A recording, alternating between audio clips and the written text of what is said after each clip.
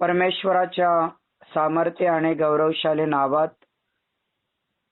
प्रगटीकरणाचं गहन शिक्षण घेणाऱ्या प्रत्येकांचे मी पास्टर अमर कुमार दिवे स्वागत करत आहे. आज परत एकदा प्रगटीकरणाचं पुस्तक अध्याय 22 आणि वचन 15 कडे तुमचं लक्ष केंद्रित करण्याची मला देवाने संधी दिली. प्रगटी 22 आणि वचन 15 मध्ये 7 महाभयंकर पातक आहे आणि हे 7 महाभयंकर पातक ज्या व्यक्तीच्या जीवनात, ज्या व्यक्तीच्या आचरणात, ज्या व्यक्तीच्या कृतीमध्ये आहेत त्यांना स्वर्गाच्या राज्यामध्ये प्रवेश नाही, ते बाहेर राहतील. आणि नरक असे एक यातनेचं ठिकाण आहे की नरकातला किडा कधी मरत नाही आणि नरकातली अग्नी कधी विझत नाही. आणि जो व्यक्ती नरकामध्ये जातो त्याला रडणे आणि दात खाणे या पलीकडे दुसरं काहीही काम नाही. आणि या महाभयंकर नरकापासून आणि स्वतःच्या नाशापासून स्वतःचा बचाव करण्यासाठीच हे प्रगटीकरणाचं शिक्षण या दिवसात आपण चालू केलेलं आहे. प्रगटीकरण म्हणजे काय, हा प्रश्न ज्यावेळेस तुमच्या समोर उभा होतो त्यावेळेस त्या प्रश्नाचं उत्तर हेच आहे की होणाऱ्या गोष्टी प्रगट करणे, त्याला प्रगटीकरण म्हणतात. तर मग होणाऱ्या गोष्टी, होत असणाऱ्या गोष्टी आणि झालेल्या गोष्टी, या तीनही गोष्टी आपण एकत्र करतो आणि म्हणून त्याला प्रगटीकरणाचं गहन शिक्षण म्हणतो. आलं का लक्षात? प्रगटीकरण म्हणजे होणाऱ्या गोष्टी आणि प्रगटीकरणाचं गहन शिक्षण म्हणजे प्रगटीकरणात होणाऱ्या गोष्टी, होत असणाऱ्या गोष्टी आणि झालेल्या गोष्टी, या तीनही ज्यावेळेस आपण एकत्र करतो त्यावेळेस आपल्याला समजते की हे प्रगटीकरणाचं गहन शिक्षण आहे. तर मग पहिल्या दिवशी आपण काय पाहिलं? कुत्रे. कुत्रे हे कोण आहेत? की जे लोक भांडण करणारे किंवा कुत्र्यासारखे आरडाओरडा करणारे आहेत त्यांना स्वर्गाच्या राज्यात प्रवेश नाही, हे पहिल्या दिवशी आपण पाहिलं. दुसऱ्या दिवशी आपण पाहिलं चिटकी. चिटकी म्हणजे हे जादूटोणा करणारे किंवा करणीचे प्रकार करणारे, याही लोकांना देवाच्या राज्यात प्रवेश नाही, ते आपण पाहिलं. तिसरं जे महाभयंकर पाप, जार कर्म. जार कर्म म्हणजे एक व्यभिचार आहे. व्यभिचार करणं पाप नाही, परंतु व्यभिचारात पडणं हे सर्वात मोठं पाप आहे. आणि व्यभिचार म्हणजे आपला परिवार सोडून दुसरीकडे जाणं हे सर्वात मोठं पाप आहे. अमर भाऊ, आवाज येऊन नाही राहिला. या गोष्टी पण आपण या ठिकाणी शिकलो. आणि तिसरी गोष्ट, खून करणारे लोक. आवाज येतो का माझा सगळ्यांना? हॅलो, इकडे मोबाईल कॉन्फरन्स वाल्यांना आवाज येतो का? येतो पाहिजे. मोबाईल कॉन्फरन्स वाल्यांना आवाज येतो का? सर्वांना येतो. होय.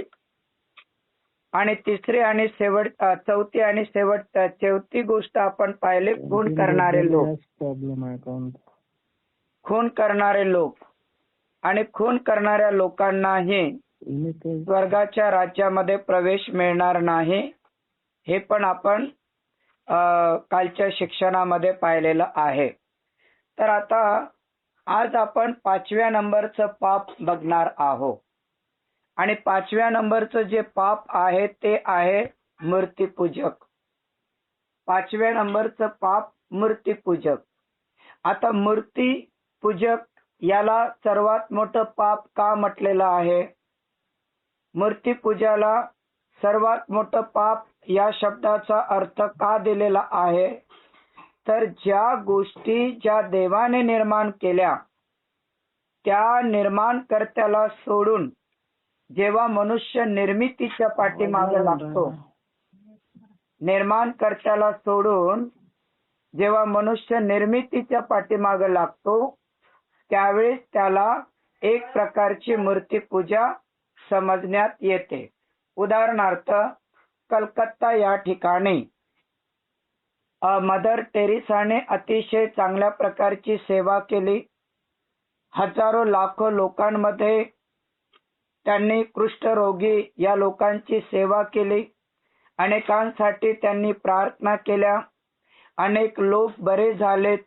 त्यांच्या नावास्तव हॉस्पिटल तयार पण झालेले आहेत. मग नंतरच्या काळामध्ये काय झालं त्या ठिकाणी आपण बघत आहोत की नंतरच्या काळामध्ये काही लोकांनी मदर टेरेसाची एक मूर्ती बनवली. ज्या ठिकाणी तिची कबर आहे त्या ठिकाणी मूर्ती बनवली आणि मग ज्या लोकांचा हात दुखतो ते हात ठेवतात आणि बरे होतात. ज्या लोकांचा कान दुखतो ते कान त्या मूर्तीच्या पुढे ठेवतात आणि बरे होतात. काही लोकांचा पाय दुखतो आणि ते पाय त्या ठिकाणी लावतात आणि बरे होतात. चमत्कार मदर टेरेसाच्या द्वारे होत आहे. हजारो लाखो लोक त्या ठिकाणी जाऊन बरे होत आहे. परंतु हा चमत्कार जिवंत देवापासून आहे की सैतानाच्या आत्म्यापासून आहे? शैतानाच्या आत्मेपासून. बरोबर बोलले. कारण हा चमत्कार सैतानाच्या आत्म्यापासून आहे.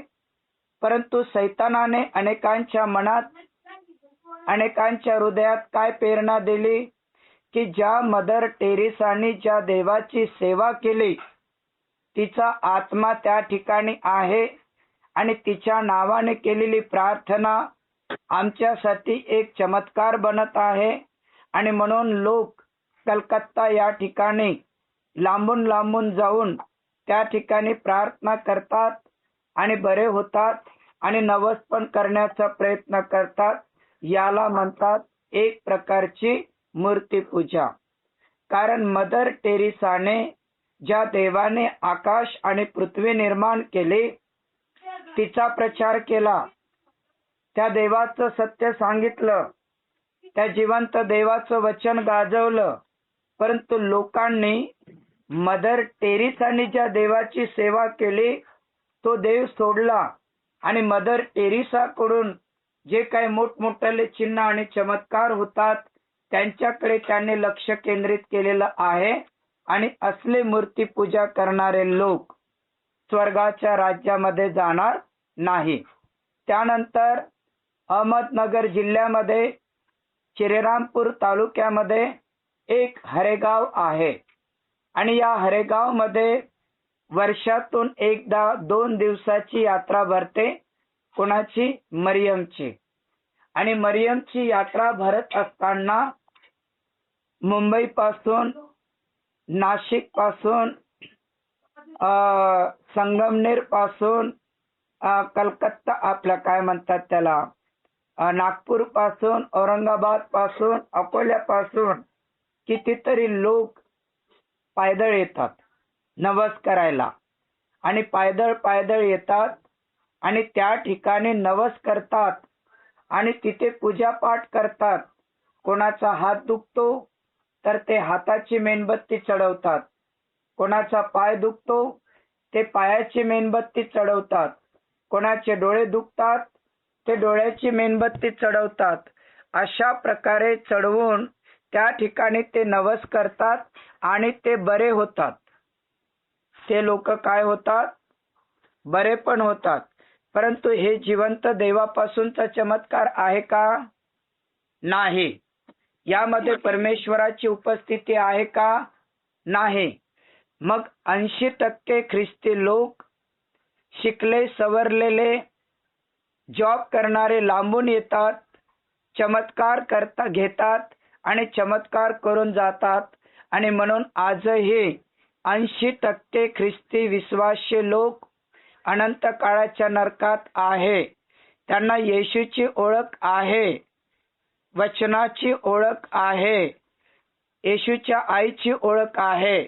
परंतु ज्या आज्ञा परमेश्वराने दिल्या त्या आज्ञेकडे हे दुर्लक्ष करत असल्यामुळे आज अनेक प्रकारचे लोक मूर्तीपूजा करत आहेत आणि मूर्तीपूजा करणाऱ्यांना स्वर्गाच्या राज्यामध्ये प्रवेश नाही. त्यासाठी हबक्कूकचं पुस्तक तुम्ही माझ्या बरोबर काढा.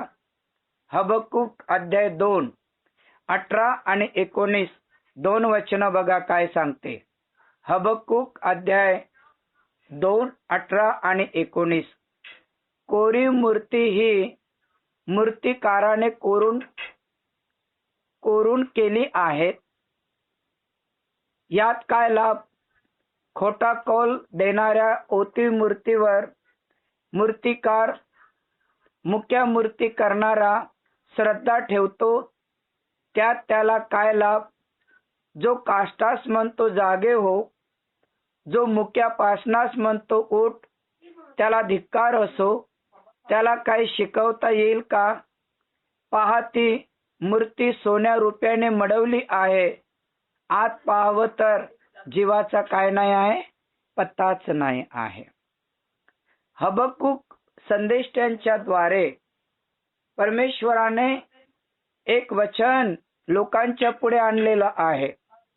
मूर्तिकार मूर्ती बनवत आहे, वेगवेगळ्या प्रकारची डिझाईन बनवत आहे, सोन्या चांद्याने मढवत आहेत आणि त्याच्यावर श्रद्धा लोक ठेवत आहे, त्याच्याकडे प्रार्थना करत आहेत, त्याच्याकडे मागणी करत आहेत. परंतु आत पाहावं तर जीवाचा पत्ता नाही. अरे त्यांना डोळे आहे परंतु ते बघतात का? अरे त्यांना कान आहे परंतु ते ऐकतात का? अरे त्यांना तोंड आहे ते बोलतात का? जो काष्टास म्हणतो जागे हो, मुक्यापासनास म्हणतो उठ, अशा प्रत्येक व्यक्तीचा देवाने वचन 19 मध्ये धिक्कार केलेला आहे. आणि जे लोक त्याच्यावर विश्वास ठेवतात आणि मूर्तीला सोन्या रुपयाने मढवतात आणि आत कुठल्याही जीवाचा पत्ता नाही, अशा प्रत्येक व्यक्तीचा देवाने काय केलेला आहे? धिक्कार केलेला आहे. अशा प्रत्येक व्यक्तीचा देवाने धिक्कार केलेला आहे. कारण निर्माणकर्ता जिवंत असताना निर्माणकर्त्याला सोडून तुम्ही जर निर्मितीची उपासना करत असेल तर असली कर्मे करणाऱ्यांना स्वर्गाच्या राज्यात प्रवेश आहे का? नाही. एक प्रश्न मी तुम्हाला विचारतो, तुम्ही मला कधी पाहिलं का? तुम्ही मला कधी पाहिलं का? नाही. पण माझा फोटो तुम्ही पाहिला का? नाही. माझा फोटो तुम्ही पाहिला का? हो. मग एखादी वेळेस जर तुम्ही माझ्या घरी आलेत, सगळेच्या सगळे लोक माझ्या घरी आलेत आणि मी आजारी आहे म्हणून कोणी सफरचंद घेऊन आले, कोणी केळं घेऊन आलेत, कोणी खारीक बदाम घेऊन आलेत, तर कोणी भेटायला म्हणून आलेत. आणि त्या दिवशी जर मी घरी नाही आणि जो फोटो तुम्ही माझा बघता तोच फोटो जर माझ्या भिंतीला आहे तर माझ्या भिंतीवर असणाऱ्या फोटो बरोबर तुम्ही बोलाल का? माझ्या फोटो बरोबर तुम्ही बोलाल का? नाही. का नाही बोलणार? कारण डोळे तर माझेच आहे, कान पण माझेच आहे. निर्जीव आहे. कान माझे आहे. एक मिनिट. कान माझे आहेत, डोळे माझे आहेत, चेहरा माझा आहेत आणि तो फोटो या शहरात कुठे फेकला तरी कोणी काय म्हणतील, हे अमर दिवे आहेत. बरोबर आहे ना? कुठे तो फोटो फेकला आणि कोणाला विचारला हा फोटो कोणाचा आहे तर ते म्हणतील हे अमर दिवे आहे. फोटो माझा आहे. गावात कुठे हरवल्याच्या नंतर तो फोटो माझा आहे म्हणून ओळखण्यात येईल, परंतु त्याच्यामध्ये मी आहे का? माझे डोळे आहे परंतु ते बघत आहे का? माझे कान आहे पण ते ऐकत आहे का? माझं तोंड आहे पण ते बोलत आहे का? नाही. आणि मग अशाच प्रकारे हबकुकच्या पुस्तकामध्ये पण आहे की ज्याच्यामध्ये कुठल्याही प्रकारच्या जीवाचा पत्ता नाही, ज्याच्यापासून कुठल्याही प्रकारचा लाभ नाही, त्याच्याकडे ते प्रार्थना करतात, त्याच्याकडे ते आराधना करतात. अशा प्रत्येक व्यक्तीला परमेश्वर धिक्कार म्हणत आहे. अशा प्रत्येक व्यक्तीला देव धिक्कार म्हणत आहे. परत एक वचन तुम्हाला मदत करेल. स्तोत्रसंहिता 115 आणि वचन 3 ते 8. स्तोत्रसंहिता 115 आणि वचन 3 ते 8 काढा बरं. बायबल जवळ ठेवायचं, बायबल जवळ ठेवून उघडायचं, आपल्या हातात वही पेन ठेवायचं. नाहीतर मोबाईल एकीकडे, तुम्ही एकीकडे, माझं शिक्षण एकीकडे, तर यात माझा अपमान नाही. तर ज्या देवाचं आपण वचन ऐकतो त्याचा अपमान होतो आणि तो देव आपला अपमान कधी सहन करत नाही. ओके. स्तोत्रसंहिता 115 3 ते 8 आम्हाला काय सांगते? आमचा देव स्वर्गात आहे, त्याला योग्य दिसते ते सर्व तो करतो. बघा, पहिल्याच वचनात काय लिहिलेलं आहे की आमचा देव स्वर्गात आहे आणि त्या देवाला जे काही दिसते ते सर्व काय करतो. म्हणजे देव आंधळा आहे का? नाही. देवाच्या डोळ्याला चष्मा लागलेला आहे का? नाही. देवाच्या डोळ्याला टिकली आलेली आहे का? नाही. कारण देव स्वर्गात आहे, परंतु पृथ्वीवरच्या प्रत्येक गोष्टी पाहत आहे. आज एका काळामध्ये 40 वर्षाचा मुलगा झाल्यावर त्याला चष्मा लागत होता. आता 4 वर्षाच्या मुलाला चष्मा लागत आहे. का? कारण आईला लेकरांना सांभाळण्याचा कंटाळा येतो, त्याच्या हातात मोबाईल देतो, मोबाईल पाहू पाहू पाहू पाहू त्याच्या डोळ्याची रोशनी कमी आणि तो मुलगा अन्न कमी आणि मोबाईलचा डाटा जास्त खातो. परंतु देव आमचा स्वर्गात आहे आणि त्याला जे काही दिसते ते सर्व काय पाहतो. आणि वचन 4, त्यांची मूर्ती केवळ सोने रुपये आहेत, त्या मनुष्याच्या हातच्या कृती आहेत. त्यांना तोंड आहे पण नंबर 1 बोलता येत नाही. त्यांना डोळे आहेत पण नंबर 2 त्यांना दिसत नाही. त्यांना कान आहेत पण नंबर 3 त्यांना ऐकू येत नाही. त्यांना नाक आहेत पण नंबर 4 त्यांना श्वास घेता येत नाही. त्यांना हात आहेत पण नंबर 5 ते स्पर्श करू शकत नाहीत. त्यांना पाय आहेत पण नंबर 6 त्यांना चालता येत नाही. त्यांना कंठ आहेत परंतु नंबर 7 त्यांच्यातून शब्द निघत नाही. त्या बनवणारे आणि त्यांच्यावर भाव ठेवणारे सर्व त्यांच्यासारखेच आहेत. मग तुमचा आणि माझा देव कुठे आहे? तुमचा आणि माझा परमेश्वर कुठे आहे? तुमचा आणि माझा देव कुठे आहे? स्तोत्र 115 वचन 3, तो स्वर्गात आहे आणि त्याला जे काही दिसते ते सर्व तो पाहतो. नोहाच्या काळात पूर्व पश्चिम उत्तर दक्षिणकडे सर्व ठिकाणी परमेश्वराची नजर होते. सर्व लोक खुल्लम खुल्ला पाप करताना दिसत होते. सर्व लोक बहकलेले होते. सर्व लोक देवाच्या विरुद्धात पाप करत होते. तेव्हा देव नोहाच्या काळात म्हणाला, मी मनुष्याला निर्माण करून फार मोठी चूक केली. माझे लोक माझी महिमा करावं, माझ्या लोकांनी माझी आराधना करावं म्हणून मी त्यांना निर्माण केलं, परंतु ते सर्व बहकले. आणि म्हणून नोहाच्या काळात देवाची भिरभिरती नजर पृथ्वीवरच्या लोकांना शोधत आहे. कोणीतरी एक व्यक्ती आहे का जो माझी उपासना करू शकेल? कोणीतरी एक व्यक्ती आहे का जो माझ्यावर भाव ठेवू शकेल? कोणीतरी एक व्यक्ती आहे का जो माझी आराधना करू शकेल? पूर्व पश्चिम उत्तर दक्षिणकडे देवाची भिरभिरती नजर देवाच्या लोकांना शोधत आहे. देव पावलोपावली क्षणोक्षणी निराश झाला आणि एकच शब्द तो बोलत आहे, मी मानवाची निर्मिती करून फार मोठी चूक केली. सगळेच्या सगळे बहकलेले आहेत, दुष्कर्माच्या पापामध्ये अडकलेले आहेत, खुल्लम खुल्ला पाप करत आहेत. मी मनुष्याला निर्माण करून फार मोठी चूक केली. देवाची नजर पृथ्वीवर शोधत आहे.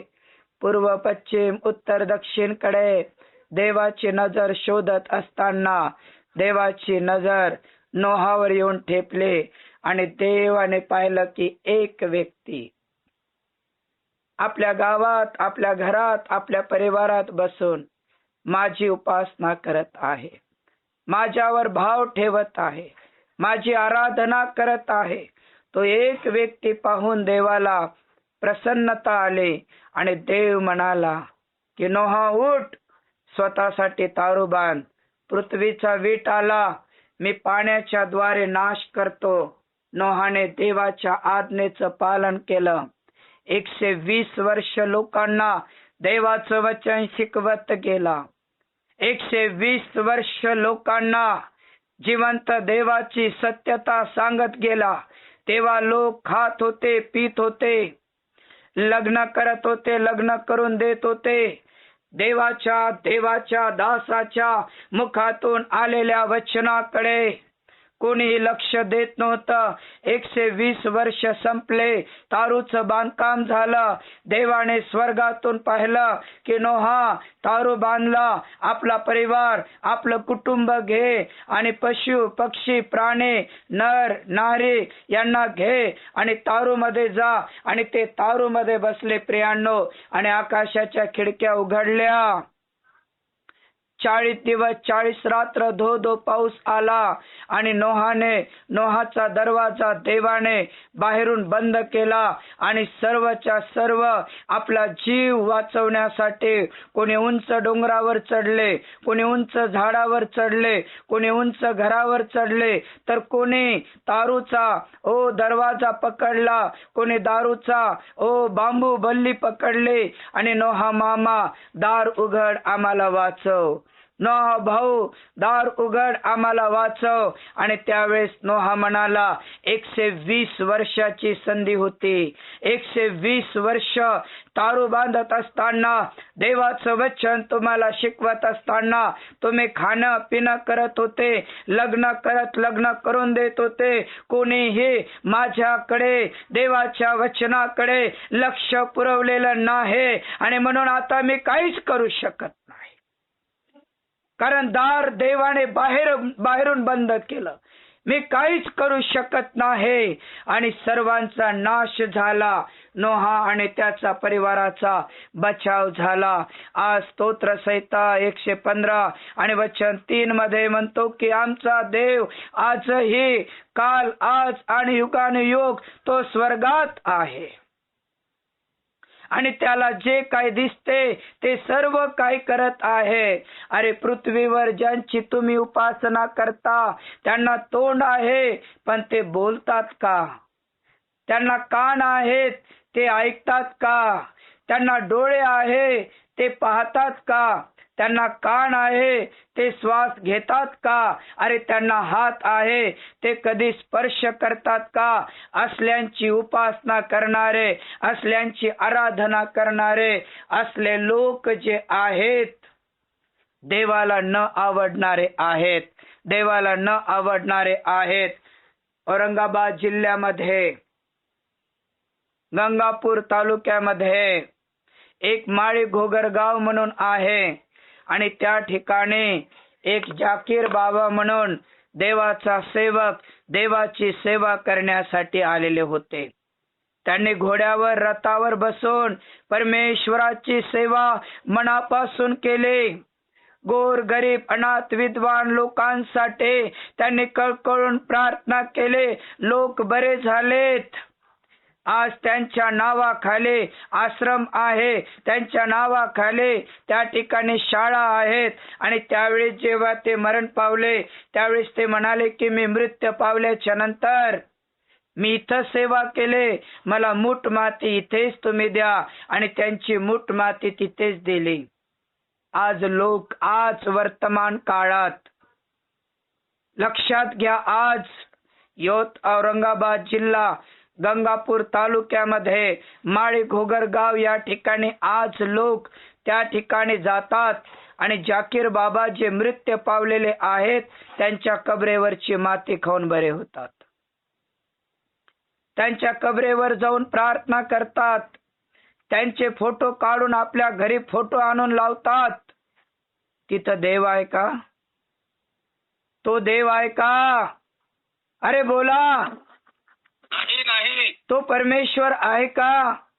त्याने ज्या देवाची सेवा केली, त्याने ज्या देवाच्या वचनाची घोषणा केली, त्याने ज्या देवाच्या वचनाचा प्रचार केला ते टोटल वेस्टेज गेलं आणि लोक आता त्याची उपासना करत आहेत.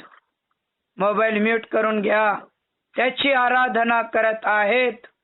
आणि मी मागच्या 4 ते 5 वर्षापूर्वी पाहिलं, कोणीतरी एक व्यक्ती बैलगाडीवरती एका जमिनीची माती आणतो आणि रोज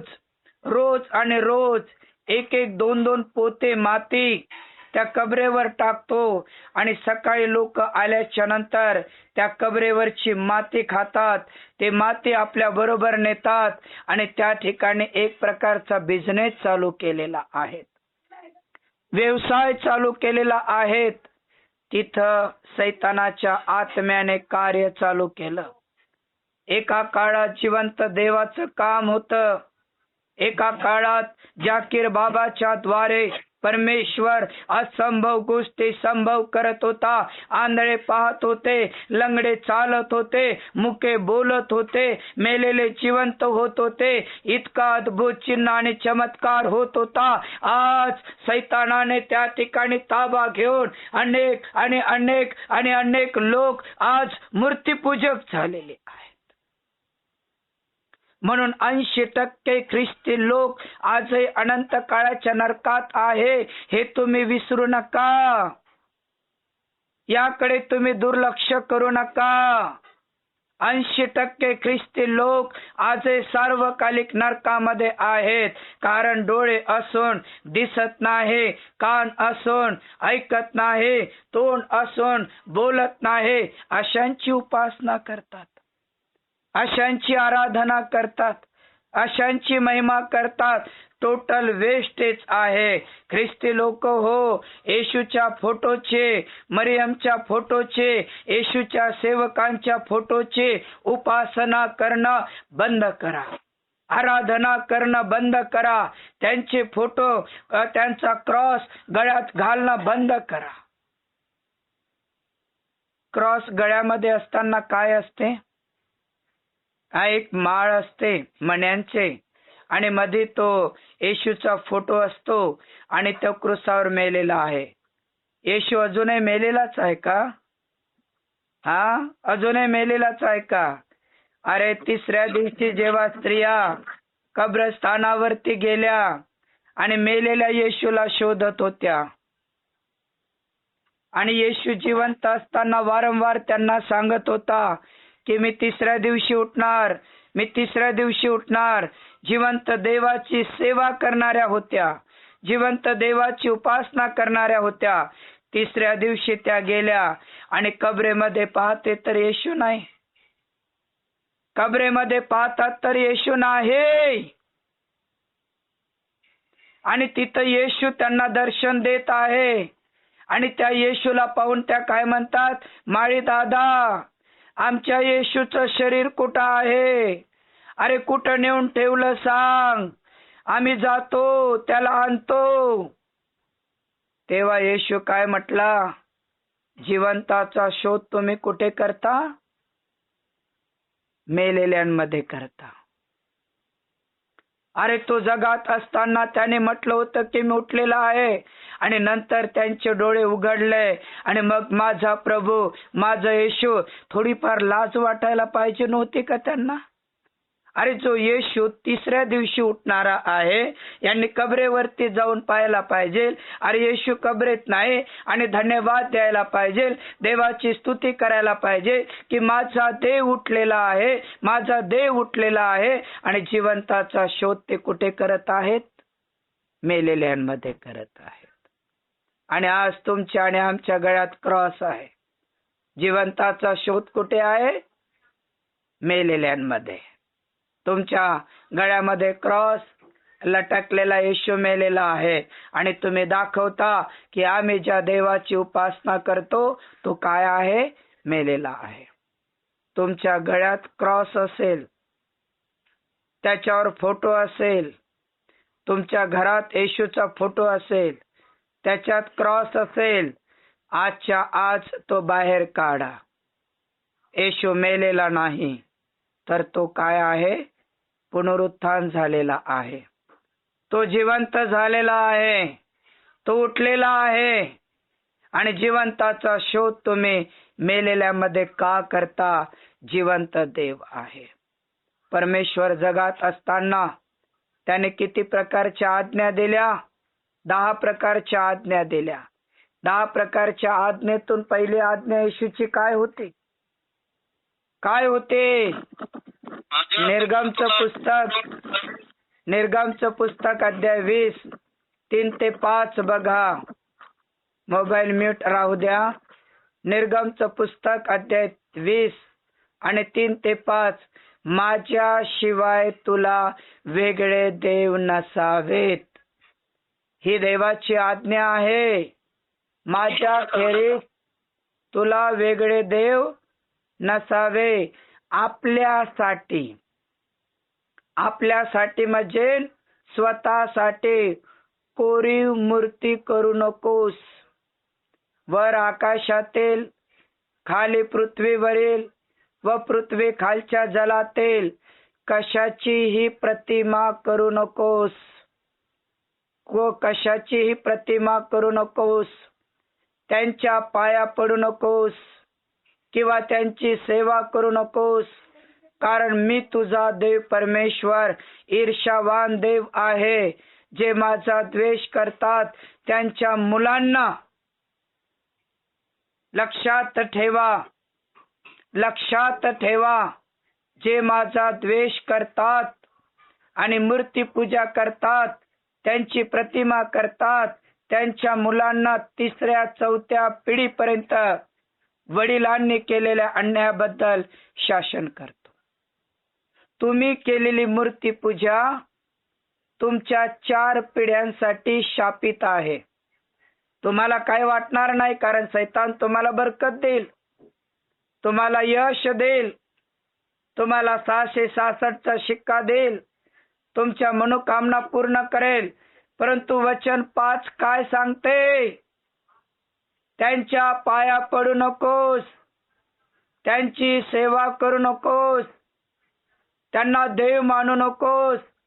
मी ईर्ष्यावान देव आहे आणि माझा द्वेष करणाऱ्यांना, त्यांच्या वडिलांनी जे काही मूर्ती पूजा केले त्यांच्या 3ऱ्या ते 4थ्या पिढीपर्यंत वडिलांच्या आई आणि वडिलांच्या अन्यायाबद्दल मी शासन करतो. तुमच्या मूर्खपणामुळे तुमच्या लेकरांना दंड आहे.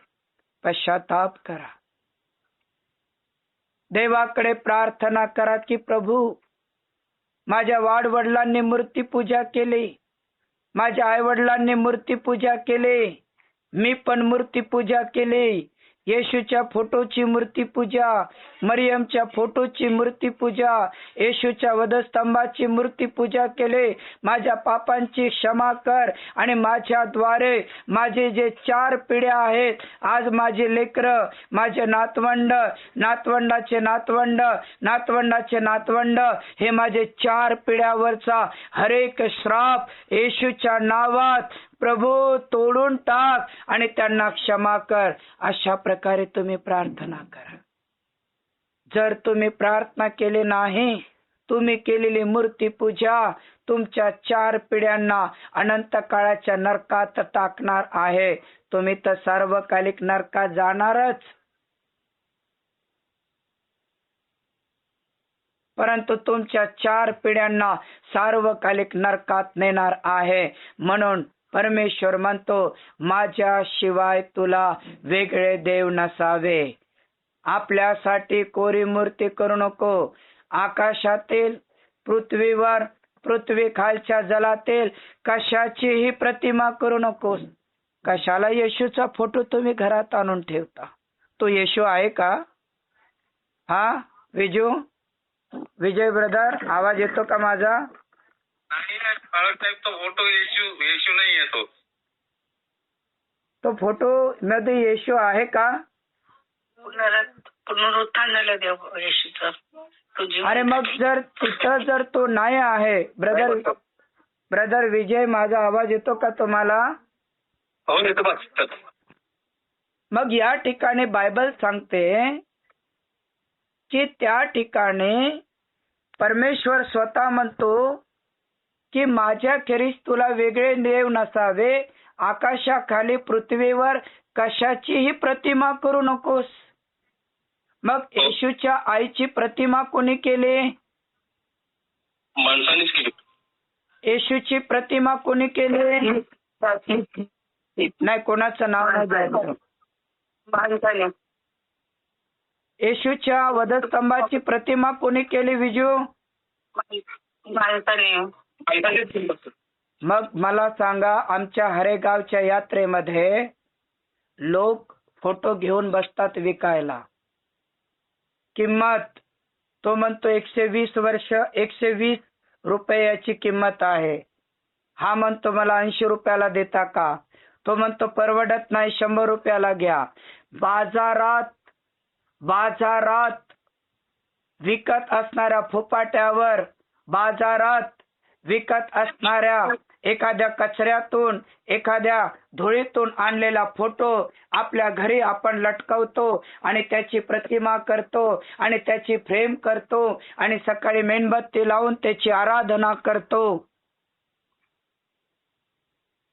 विजय ब्रदर, तुमच्याकडे बायबल आहे का सध्या? योहान 4:24 वचन वाचून दाखवा आम्हाला. एक मिनिट. शुभवर्तमानाचा 4 अध्याय आणि 24 वचन वाचून दाखवा.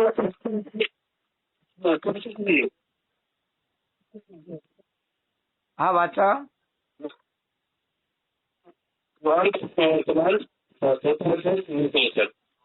आत्मा आहे.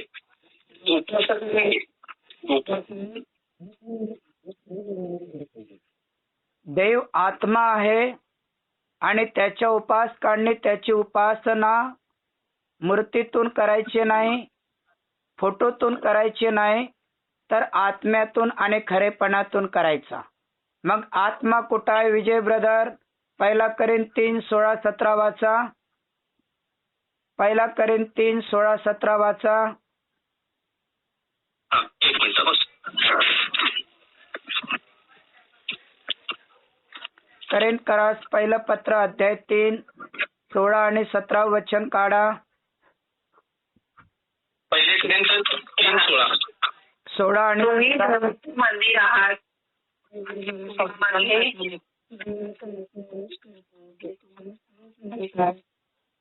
कोणी देवाच्या मंदिराचा नाश करतो, देव त्याचा नाश करेल, कारण देवाचे मंदिर पवित्र आहे, तेच तुम्ही आहात. ओके, परत एकदा वाचा ब्रदर.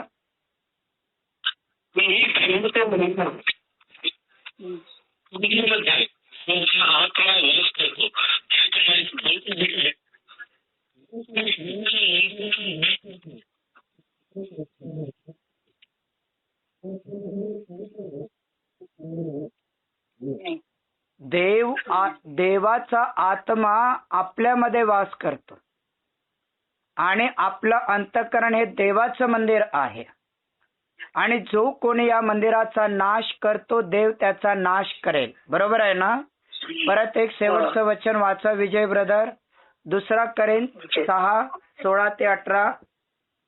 2 कोरिन्थ 6:16-18.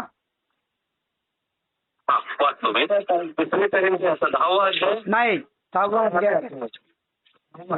हा 16-18. देवाच्या मंदिराचा मूर्तीबरोबर न्यायाचा बसला.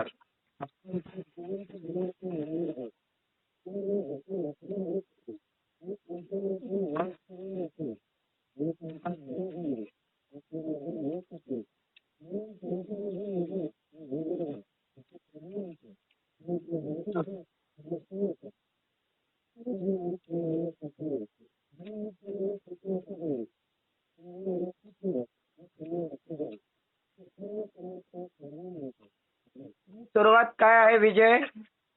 सुरुवात काय आहे वचन 16ची? देवाच्या मंदिराचा मूर्ती कसा बसला. मेळ कसा लागणार? आपण तर जिवंत देवाचे मंदिर आहोत. मी त्यांच्यामध्ये वास करेन. मी त्यांच्यामध्ये वास करेन. मी त्यांचा देव होईन आणि ते माझे लोक होतील. ते माझे लोक होतील असा प्रभू म्हणतो. आणि वचन 17 मध्ये आता काय सांगते? वचन 17 जोराने वाचा विजू. म्हणून त्यांच्यामधून निघा व वेगळे व्हा असे प्रभू म्हणतो. आणि जे अशुद्ध त्याला शिवू नका. मी मला स्वीकारेन. देवाने कशातून वेगळे व्हायला सांगितलं? या मूर्तीपासून. जी येशूची मूर्ती, मरियमची मूर्ती, वधस्तंभाची मूर्ती, स्वर्गदूतांच्या मूर्तीपासून वेगळे व्हा. म्हणजे ते अशुद्ध वस्तू आहे त्याला शिवू नका. म्हणजे मी तुमचा स्वीकार करेल आणि मी तुमचा पिता होईल आणि तुम्ही माझे पुत्र व कन्या व्हाल असे सर्व समर्थ देव म्हणतो. आमेन. असा सर्व समर्थ देव म्हणतो. मग आज 80% विजय, आज 80% ख्रिस्ती लोक संकटात का आहेत? शापित का आहेत? त्यांच्या जीवनात अपयश का आहेत? त्यांच्या जीवनामध्ये वेगवेगळ्या प्रकारचे कलह का आहे विजू? कारण ते निघाले नाहीत, वेगळे झाले नाहीत. त्यांनी स्वतःला वेगळं केलेलं नाही विजू. म्हणून ते अशा प्रकारची परिस्थितीत आहे. आणि ते म्हणतो निघा, वेगळे व्हा, म्हणजे मी तुमचा स्वीकार करेन. म्हणजे मी तुमचा काय करेल? स्वीकार करेल. तुम्ही माझे पुत्र व कन्या व्हाल आणि मी तुमचा सर्व समर्थ देव होईल असं देवाचं वचन आम्हाला शिकवते. म्हणून प्रगटीकरण अध्याय 22 आणि वचन 15 मध्ये 7 महाभयंकर पापापैकी हे 5व्या नंबरचं पाप आहे मूर्तीपूजा करणे. आला का लक्षात तुमच्या सगळ्यांच्या? आता बोला, आला का लक्षात तुमच्या सगळ्यांच्या? हो हो साहेब. आलं ना लक्षात? तर हे आहे एक प्रकारची मूर्तीपूजा. आणि या मूर्तीपूजापासून आपला बचाव होण्यासाठी जिवंत देवाकडे येणं फार महत्वाचं आहे. प्रभू या वचनातून आम्हाला आशीर्वाद देव.